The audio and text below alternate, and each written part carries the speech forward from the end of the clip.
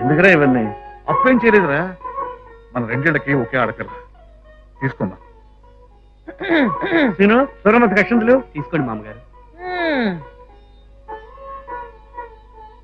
వీడి పెళ్లికి వద్దాం అనుకున్నాను, దీని సంవత్సర ఫంక్షన్ కి వచ్చాను. రే, ఇది పెద్దదైంది కదా అని దీనికి సంబంధాలు చూసావు. ముందు కుంటోడికి దేన్నో దాన్ని చూసి ముడేసాయి. మామగారు, మాధవ్, రే, మా ఇంటి నుంచి ఏమన్నా తీసుకెళ్ళండి, కానీ మా సంతోషాన్ని మాత్రం తీసుకెళ్ళదు.